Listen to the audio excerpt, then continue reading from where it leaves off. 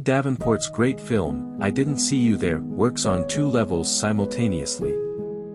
First, it's a funny, sharply observed feature-length autobiographical film about what it's like for a disabled man with cerebral palsy to move through a world whose architects barely acknowledge his existence, and whose inhabitants treat him with contempt or condescension when they notice him at all. "The people who gawk at me on the streets remind me of the profound ignorance in the world," he told PBS NewsHour. "And I don't mean to sound preachy, but it really affects my life, and, in turn, I'm sure, affects many other people with disabilities." Second, and of equal, or possibly greater importance, I Didn't See You There, is an experimental movie of great beauty. It's filled with images of ordinary objects and situations that have been filmed in such surprising and revealing ways by Davenport that when you encounter them again in your own life, you will see them differently, and think of Davenport's work. There are moments when Davenport makes a point to show us how challenging life can be for him. He gets stuck on a commercial jetliner after it's landed. He tries to cross a downtown street where drivers ignore crosswalk lines.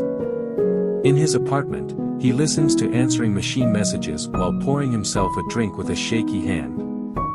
The last message is from the Internal Revenue Service. But for the most part, Davenport simply observes the world around him and reports back, as a poet or painter or street photographer might. He sees things that others don't, and he seems to have his creative antennae constantly extended because he believes there is beauty happening everywhere and he doesn't want to miss any of it.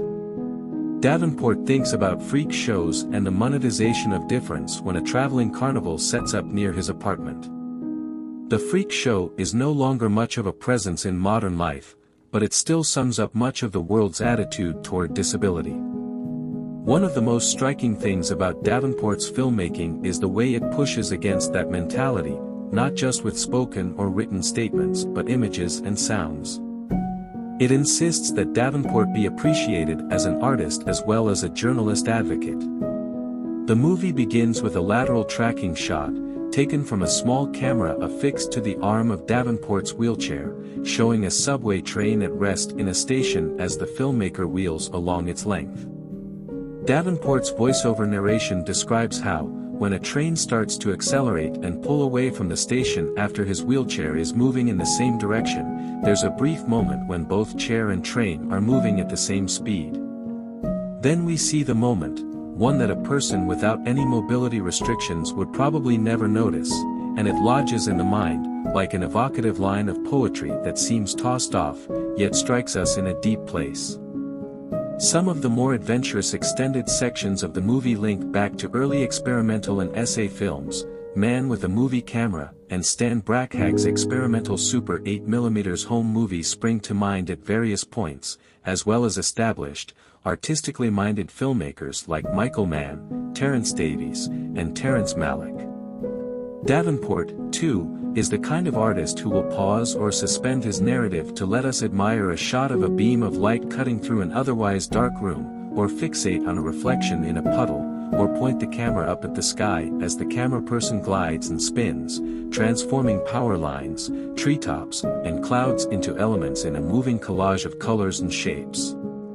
A long traveling shot focuses on an iron fence whooshing by as Davenport's wheelchair traverses a city sidewalk. The black bars strobe flash across the screen, and briefly seem to roll backwards. Another sequence consists mainly of close-ups of the pavement whizzing by underneath Davenport's wheelchair, scored with the sort of percussion track that you'd expect to hear in a film where George Clooney breaks into a vault.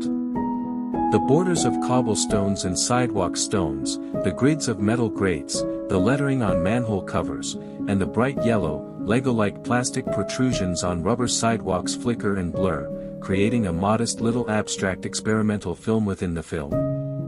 Even the title is multilayered.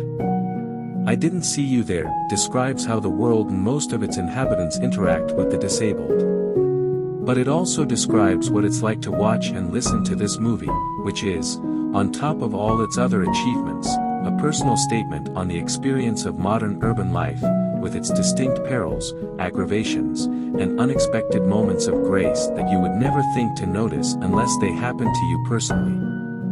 There isn't much narration because Davenport lets the images speak for him.